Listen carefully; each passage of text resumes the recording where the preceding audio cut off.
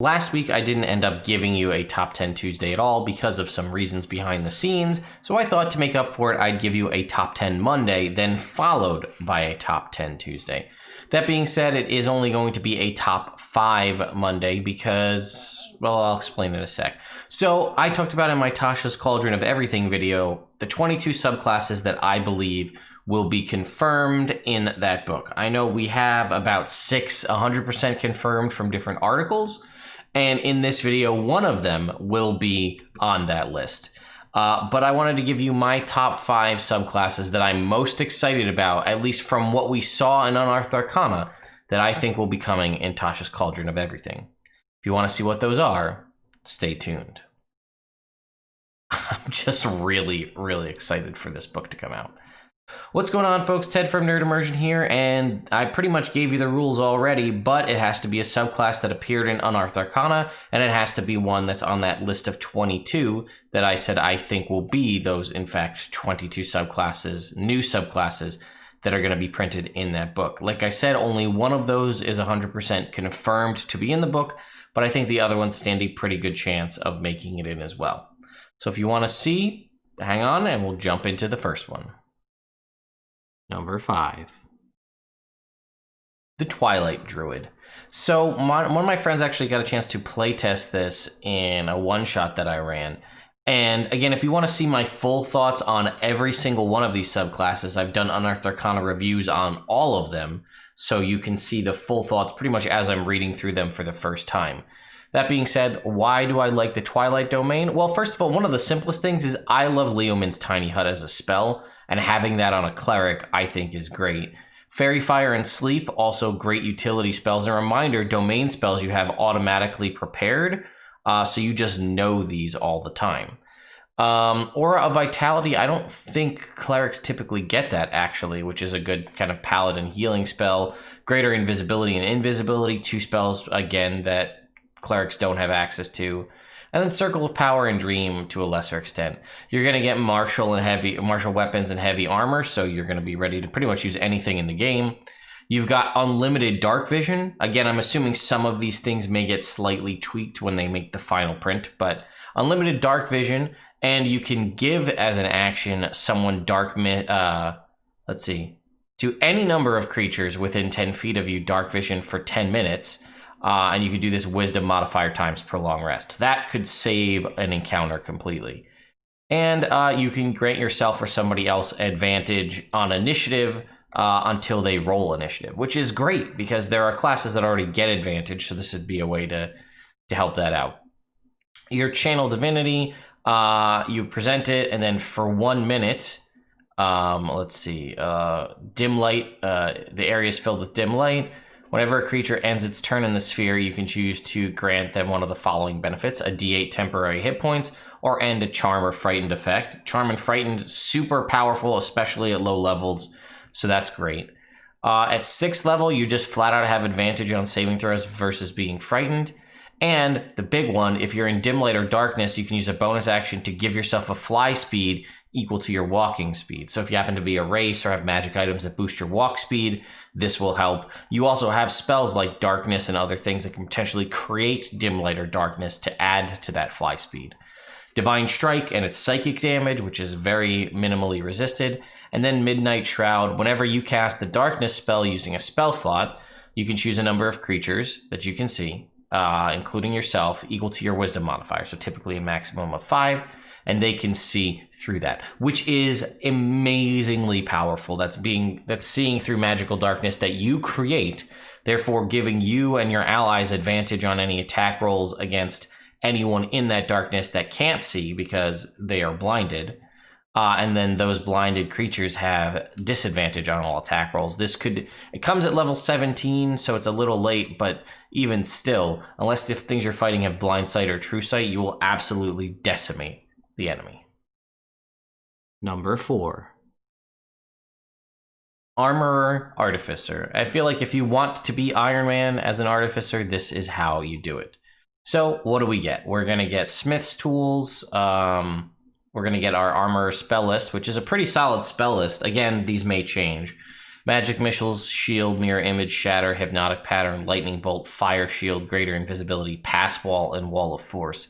There are an amazing amount of offensive spells. There are an amazing amount of defensive spells, and even some really good utility spells like Pass Wall and Wall of Force. Like you can do a lot with those. And then you have your power armor, which is the whole main function of what you do. Turn a suit of heavy armor into power armor. If the armor normally has a strength requirement, it's gone. You can use it to cast your spells. And the power armor attaches to you and can't be removed. It also expands to cover your entire body and replaces missing limbs functioning identically to a body part that it's replacing. So again, this is, full Iron Man armor. You can also flavor the spells coming out of the armor because that's the spellcasting focus, which is pretty cool. And then you have your armor model. Customize your armor further, and I'm hoping we might even get further options in the final printing in the book. But each model includes a special weapon. When you attack with that weapon, you use your intelligence instead of strength or dex, or you can use your intelligence. And you can change the model in a short or long rest, which is really nice. You can tinker with it and make it different. So if you make it a guardian, its fists are simple weapons that deal a d8 thunder damage on a hit. And a creature hit by that has disadvantage on attack rolls against other targets other than you. So it makes you kind of a tank. Or defensive shield. Oh, and it has both of these, I guess. You can gain a bonus action that you can use each of your turns to gain temporary hit points equal to your level in this class. Okay? Or Infiltrator, which is your more sneaky type. You have a gem-like node on your armored fists or your chest, right? So this is your Unibeam or your Repulsor Blast. Range of 90 feet long, short range 90 feet, long range 30 feet, or 300 feet rather. D6 lightning damage on a hit. On each of your turns when you hit a creature, you can deal an extra d6 lightning damage. That's only once. Walking speed increases by 5, and it does not have disadvantage on stealth checks. 2 attacks, and then the armor modifications. That armor now counts. You can use your infusions to specifically modify the armor. It now counts as separate items for the purposes of your infuse feature. Armor, the chest piece, boots, bracers, and weapon. Each one of those items can bear one of your infusions. In addition, the maximum number of items you can infuse at once increases by 2, but they must be used on the armor. And then you have perfected armor here. For the Guardian, when a creature you can see ends its turn within 30 feet, you can use your reaction to force that creature to make a strength save or be pulled towards you. If you pull the target to within 5 feet, you can make a melee weapon attack against them as a reaction. You can use this reaction a number of times equal to your intelligence modifier. Or Infiltrator, any creature that takes damage from your lightning launcher glimmers until the start of your next turn. The next attack against it has advantage. If that attack hits, it deals extra d6 lightning damage. And then we got a couple extra infusions here, but I'm not going to talk too much on the infusions because, we're here just to talk about the subclass. We do know there will be new infusions added in Tasha's Cauldron of Everything. And I imagine a lot of these will be the case because some of these are clearly designed to make the armor better or could make the armor better. So I don't know. I like the Artificer a lot. I have yet to really get a chance to play the good version. I played one of the old Unearthed Arcana versions, and it was a disaster. The one that throws like the potion bottles, and it was just really bad. So I'm hoping that I get a chance to play one now that it's the good version. Number 3. Scribes Wizard. This is the closest thing. It was originally the Archivist Artificer that got retooled into the Scribes Wizard.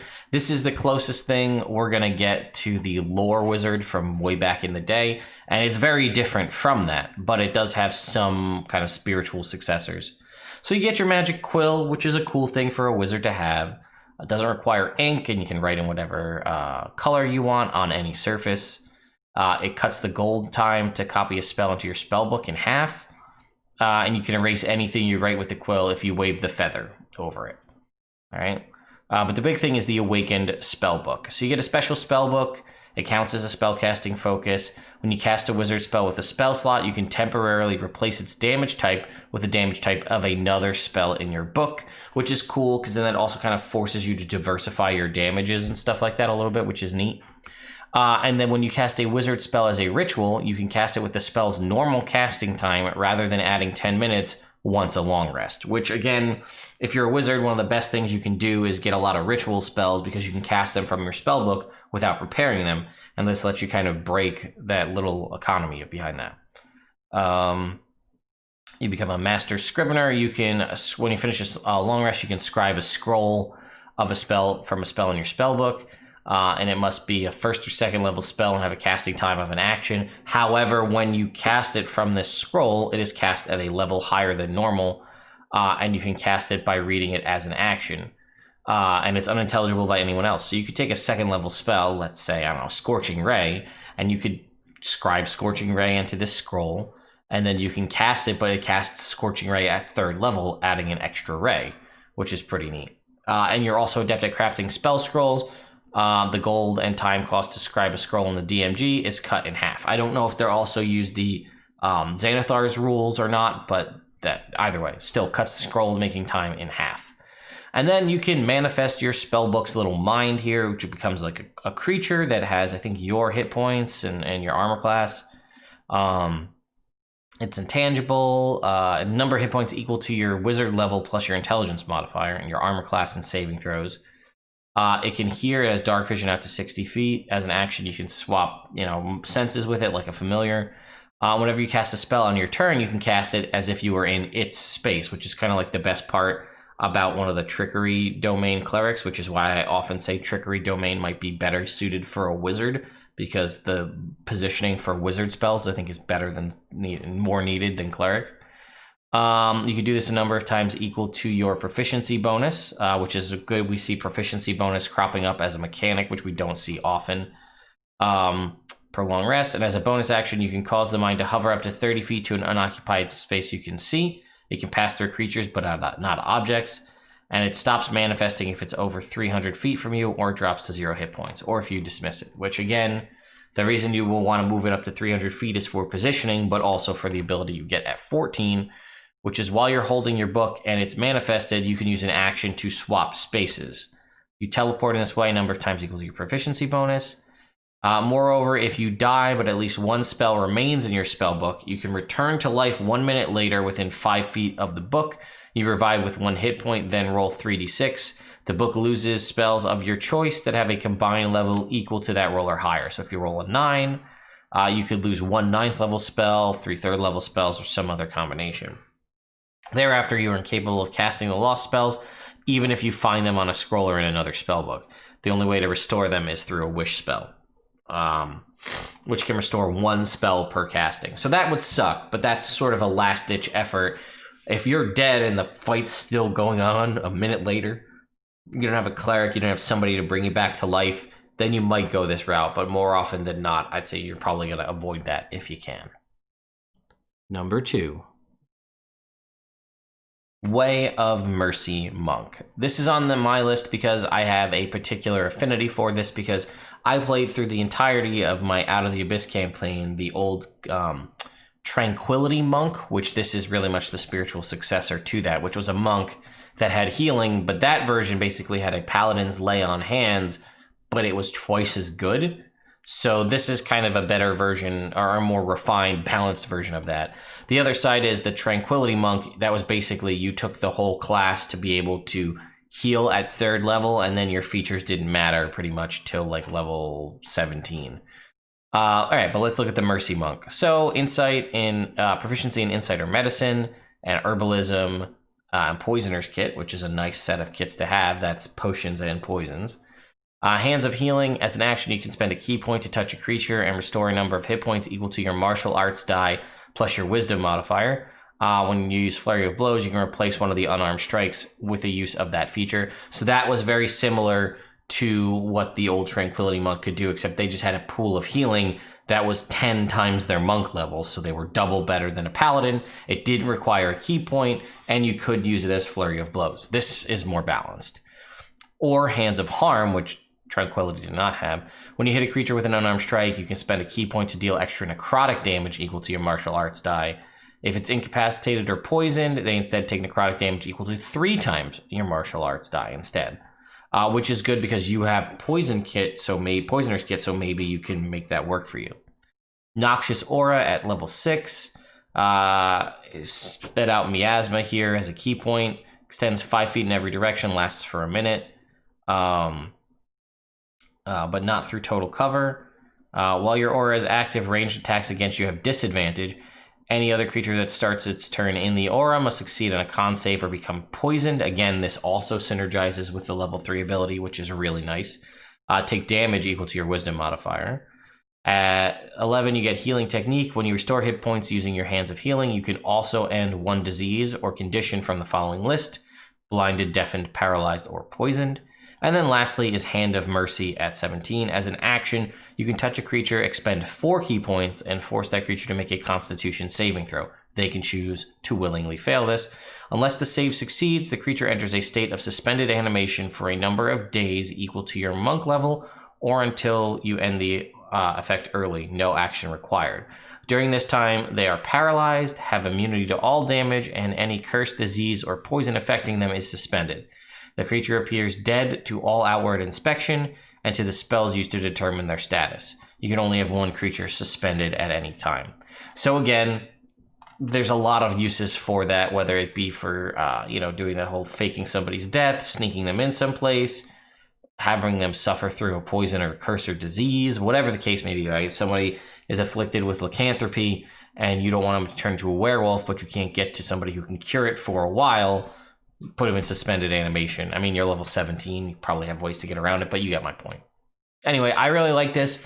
The healing is not great. At least it does add your wisdom modifier to it. It starts off, at a D4 plus your wisdom modifier at level 3, which isn't bad, especially because you could do it as a bonus action as part of a flurry of blows. The highest it's going to get is a D10 plus your wisdom modifier. Although I'm hopeful that maybe we'll get some new magic items in Tasha's Cauldron of Everything that are good for monks, like monk-specific weapons.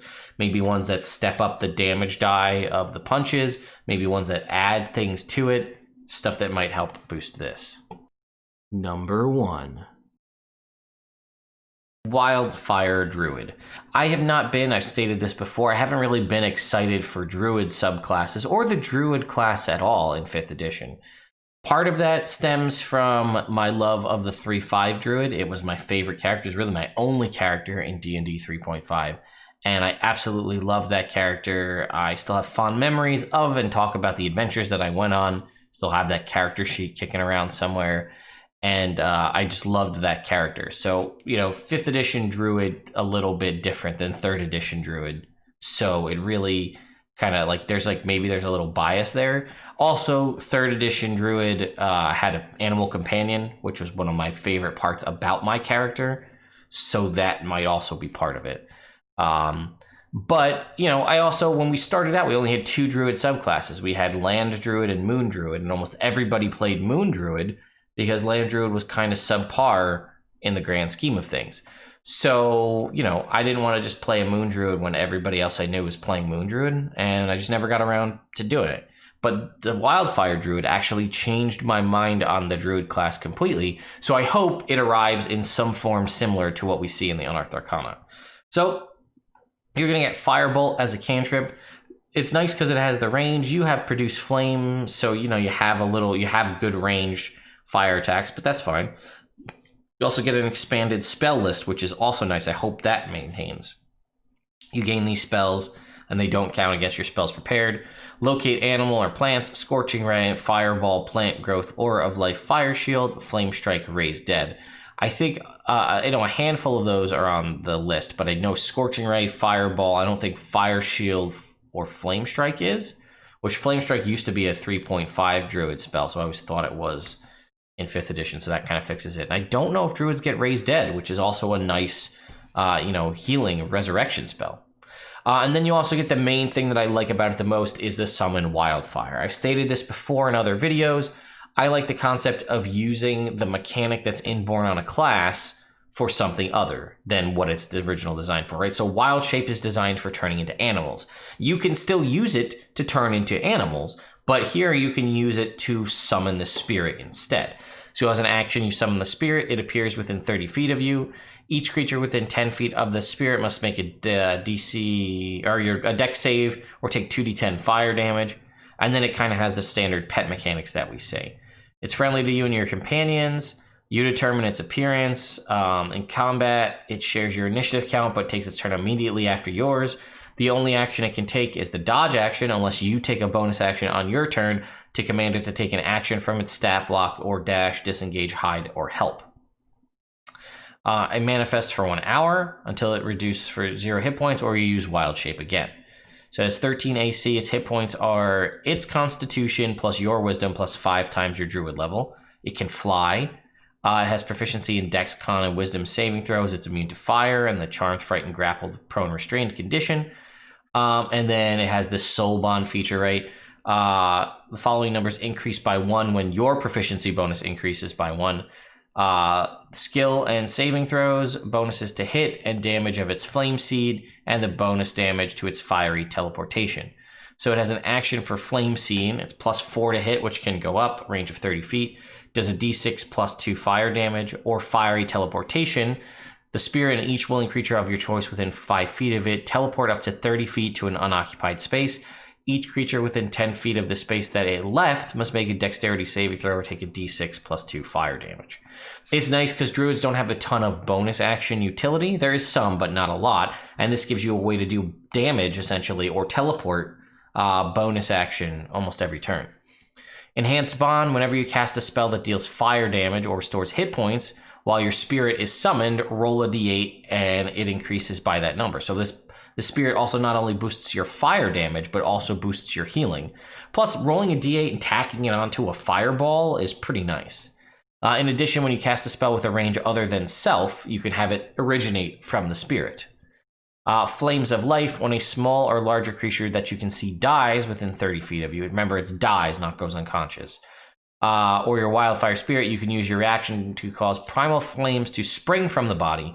Whenever a creature you can see touches these flames, that creature regains hit points or takes fire damage, your choice, equal to 2d10 plus your Wisdom modifier. The flames vanish after a creature has touched them or after 1 minute. This is Wisdom modifier times prolonged rest. That's a great additional boost of healing or extra damage. And then lastly, we get Blazing Endurance at 14. If you drop to 0 hit points and don't die immediately, you can drop to 1 hit point instead and gain temporary hit points equal to 5 times your Druid level. And each creature of your choice within 30 feet of you that you can see takes fire damage equal to 2d10 plus your Druid level. Remind you that this is happening at 14, so 2d10 plus 14 fire damage once a long rest. So not only do you drop to 0 hit points, get basically like a death ward where you go to 0 and then pop to 1, you get a butt ton of temporary hit points to boost yourselves up, and you can still heal because those temporary hit points are on top of that, and you do AoE damage. It's my favorite druid that I've seen thus far, maybe, and then also don't forget that it's this druid plus Unearthed Arcana class feature variants as well, so there's other stuff that happened in that book as well as like getting the druid a familiar, right? That was an option. A lot of cool things you can do with those two combined, and it very much makes me want to play a druid. So add that to the list of classes I'll never get a chance to play: druid and the ever elusive, no pun intended, rogue. Anyway, thank you all so much for watching. That was my top 5 most excited about subclasses in Tasha's Cauldron of Everything. Again, the only one 100% officially confirmed is the Armorer, but I'm pretty sure the other 4 are going to arrive as well, just where things worked out on the timing. Let me know in the comments down below what your top 5 or even your number 1 subclass you're most excited about in Tasha's Cauldron of Everything. I really want to know because I want to see how much people are interested in the same things as I am. So thank you again to my patrons over on Patreon for continuing to support me and the channel. Be sure to tune in tomorrow for an actual Top 10 Tuesday on Tuesday. I will see you all next time.